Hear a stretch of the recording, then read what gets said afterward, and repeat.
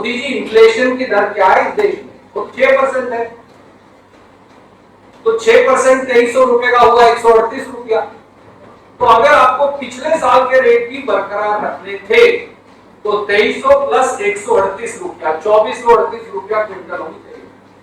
नया रेट मत दो, केवल इन्फ्लेशन तो दे दो, क्योंकि एक तरफ तो इन्फ्लेशन है, दूसरी तरफ डीजल के दाम बढ़ा रहे हैं आप, तीसरी तरफ आप बिजली का दाम बढ़ा रहे हैं, चौथा बीज का दाम बढ़ा रहे हैं, और पांचवा मेरा जो खाद है उसकी आपने सब्सिडी काट दी 24,000 करोड़ रुपया। हिंदुस्तान में ये बार बार मैंने पहले भी बताया कि गेहूं और धान को छोड़कर मोदी सरकार कोई फसल एमएसपी पर खरीदती ही नहीं। तो भैया आप देते रहो, एमएसपी की घोषणा करते रहो, खरीदना है नहीं कुछ, तो उसके मायने क्या है? अगर आपको मैं ध्यान आपका आकर्षित करूं, गेहूं और धान को छोड़ दीजिए, गेहूं 23%, धान 56% एमएसपी पर खरीदते, 56% खरीदो तो रेट स्टेबलाइज हो जाता है, आई कंसीड, क्योंकि फिर मार्केट फोर्सेस को भी खरीदना पड़ेगा। पर आप आगे आ जाइए, जौ पे आइए। जौ का उत्पादन हुआ 16,53,000 टन। मोदी सरकार ने कितना खरीदा? 0, एक दाना भी नहीं खरीदा एमएसपी। सरकार द्वारा एमएसपी की घोषणा हुई, बहुत बड़ी बड़ी बातें हुई, बड़ी बड़ी बातें कही गई, ये भी कहा गया कि किस प्रकार से सरकार ने बहुत ज्यादा एमएसपी दिया है और किसानों के लिए बड़ा सुखद संदेश है। पर सच्चाई क्या है? हिंदुस्तान का किसान की सच्चाई जो है वो बयान करने के लिए आपके बीच में हम सब उपस्थित हैं। किसान लागत प्लस 50% मुनाफा के नाम पर ठगे जा रहे हैं, एमएसपी पर फसल खरीद के लिए आंसू बहा रहे हैं और मोदी जी किसान की आय बढ़ोतरी के जुमले सुना रहे हैं। मोदी सरकार ने 11 साल से किसान और खेती पर धाक लगाकर हमला किया है। जुमलों का व्यापार है, वादों की घोषणा है, योजनाओं का अंबार है और किसानों में हाहाकार है। सच्चाई यही, एमएसपी अब बन गया है maximum suffering for producers. MSP का नाम बदलकर ये रख देना चाहिए।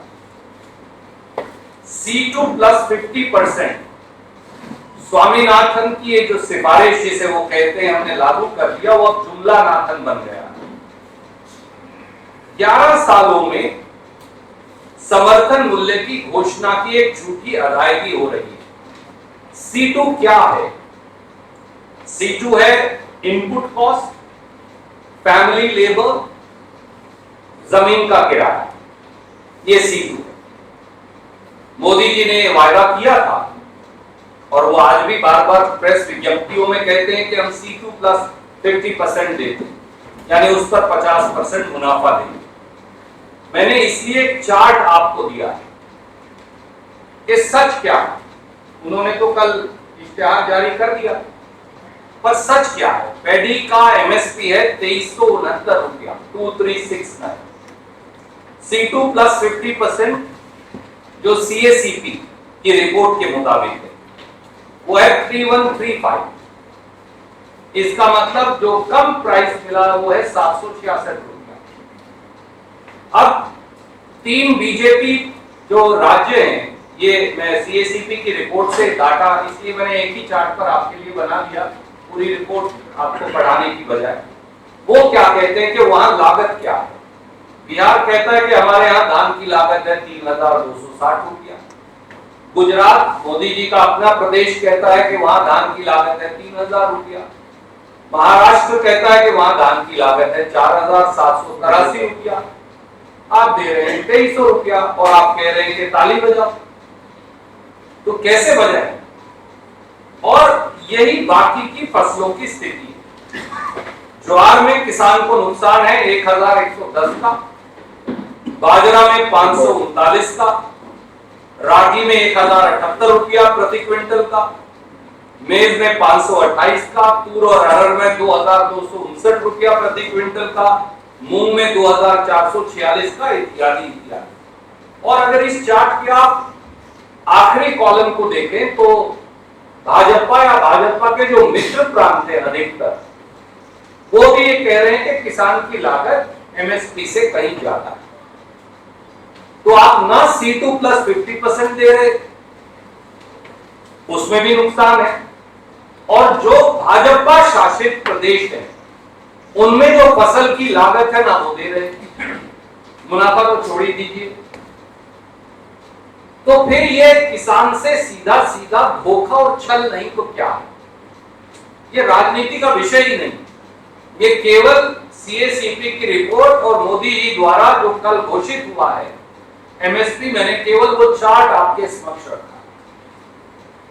एक और पहलू है, एक और चार्ट मैंने आपको भेजा। आप एमएसपी दे दीजिए 10,000 रुपया, खरीदो ना 2 रुपए की फसल, तो एमएसपी के मायने क्या है? मैं आपको बोल दूं, आपकी तनख्वाह आज से 5 लाख रुपया है, तो आप एडिटर के पास जाएंगे और कहेंगे मेरे को वो 5 लाख रुपया दो, बोलो देना भी ना कुछ नहीं, बस घोषणा करें। 2023-24 के कृषि मंत्री के, कृषि मंत्रालय के आंकड़े सार्वजनिक है। I given you a second chart. Hindustan में ये बार बार मैंने पहले भी बताया कि गेहूं और धान को छोड़कर मोदी सरकार कोई फसल एमएसपी पर खरीदती ही नहीं। तो भैया आप देते रहो, एमएसपी की घोषणा करते रहो, खरीदना है नहीं कुछ, तो उसके मायने क्या है? अगर आपको मैं ध्यान आपका आकर्षित करूं, गेहूं और धान को छोड़ दीजिए, गेहूं 23%, धान 56% एमएसपी पर खरीदते, 56% खरीदो तो रेट स्टेबलाइज हो जाता है, आई कंसीड, क्योंकि फिर मार्केट फोर्सेस को भी खरीदना पड़ेगा। पर आप आगे आ जाइए, जौ पे आइए। जौ का उत्पादन हुआ 16,53,000 टन। मोदी सरकार ने कितना खरीदा? 0, एक दाना भी नहीं खरीदा एमएसपी। ज्वार पर आ जाइए, उत्पादन हुआ 47,37,000 टन। मोदी सरकार ने खरीदा कितना? 3,23,000 टन। तो 44 लाख टन अगर आप खरीदेंगे नहीं तो उसे एमएसपी मिलेगा कैसे? मक्का पर आ जाइए, 376,65,000 टन देश में मक्का का उत्पादन हुआ। आपने कितना खरीदा? 5,000 टन। 376,65,000 टन में से 5,000 टन खरीदा। तो आप करते रहिए एमएसपी की घोषणा, खरीदना तो है नहीं आपने। बाजरा पर आ जाइए, 107,16,000 टन बाजरा का उत्पादन हुआ। ये सरकार के आंकड़े, उन्होंने खरीदा कितना? 6,96,000 या 7 लाख टन। रागी पर आइए, 16,70,000 टन उत्पादन हुआ, 2,31,000 खरीदा। चना बहुत बड़ी संख्या में देश में पैदा होता है, चने का किसान तो यहां से लेकर दक्षिण भारत तक 115,76,000 टन चना पैदा हुआ। सरकार ने कितना खरीदा? 43,000 टन। तो एमएसपी दे दीजिए, उसका लाभ क्या है जब आपको खरीदना ही नहीं? यही सरसों की हालत है, 131,61,000 टन। सरसों भी सबसे बड़ी फसलों में से एक है, पैदा हुई और खरीदी 12,09,000 टन। कुसुम तो वो खरीदते भी नहीं, पैदा भी बहुत कम। जब आपको खरीदनी नहीं तो एमएसपी का मायने क्या? दूसरा सवाल। तीसरा सवाल, सब अखबारों में उन्होंने बड़े बड़े, मैं देख रहा था, एक मेरे दोस्त ने मुझे भेजा, बड़े बड़े उसमें वो लगाए, कॉलम लगाकर इस तरह की, बहुत ज्यादा एमएसपी गजब कर दिया ऐसे। इसमें लिखा है धान जो सबसे ज्यादा खरीदा जाता है वो 2300 रुपए से 2369 रुपया, 2300 टू 2369 हो गया। पर भैया किसी ने उनसे पूछा, मोदी जी इन्फ्लेशन की दर क्या है इस देश में? वो 6% है, तो 6% 2300 रुपए का हुआ 138 रुपया। तो अगर आपको पिछले साल के रेट भी बरकरार रखने थे तो 2300 प्लस 138 रुपया, 2438 रुपया क्विंटल होनी चाहिए। नया रेट मत दो मुझे, केवल इन्फ्लेशन तो दे दो। क्योंकि एक तरफ तो इन्फ्लेशन है, दूसरी तरफ डीजल के दाम बढ़ा रहे हैं आप, तीसरी तरफ आप बिजली का दाम बढ़ा रहे हैं, चौथा आप बीज का दाम बढ़ा रहे हैं, और पांचवा मेरा जो खाद है उसकी आपने सब्सिडी काट दी 24,000 करोड़ रुपया। 23-24 में ये सब्सिडी थी 1,88,000 कुछ करोड़।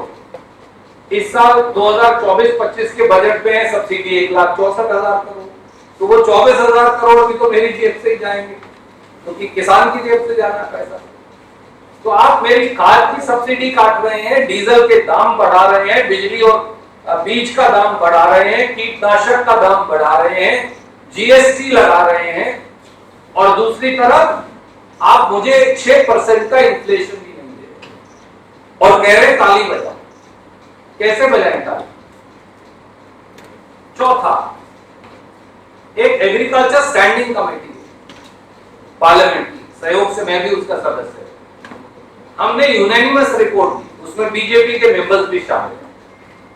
तो ये नहीं है कि केवल कांग्रेस के हैं, हमारी तो माइनॉरिटी है, मेजॉरिटी में तो उनके लोग शामिल हैं दूसरे दलों के भी।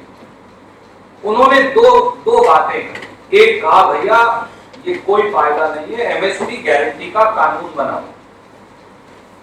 दूसरी सिफारिश की हमने कि जीएसटी जो है खाद पर 5% है, कीटनाशक दवाई पर 18% है, ट्रैक्टर पर 12% है, ट्रैक्टर के जो टायर हैं या दूसरा सामान है उस पर 18% है। ये जीएसटी हटाओ, खेती से टैक्स हटाओ, खेती को टैक्स करना बंद करो।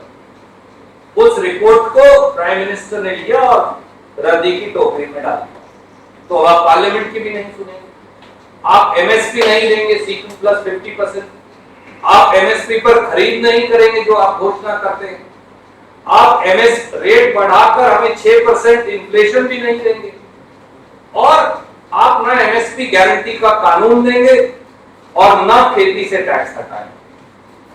और इसके अलावा एक आखिरी पहलू, क्योंकि मैं आपका समय नहीं नष्ट करूंगा, 6 बड़ी स्कीम्स का एक चार्ट मैं आपको और भेज रहा हूं, मैं इसमें नहीं भेज पाया।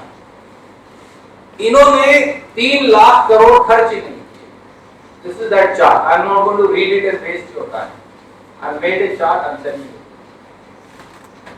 खेत और किसान से इतनी नफरत बीजेपी की सरकार को है कि उन्होंने 3 लाख करोड़ खेती की स्कीम का खर्च नहीं। ये इनके बजट का डेटा है, मैंने तो कहीं से और लाया नहीं, इसमें मैंने लिखा, तो आप जरूर इसे देख पाएंगे। तो इतनी नफरत क्यों है खेत और किसानी से? और बोलते हैं ताली बजाओ, हमने रेट बढ़ा दिया।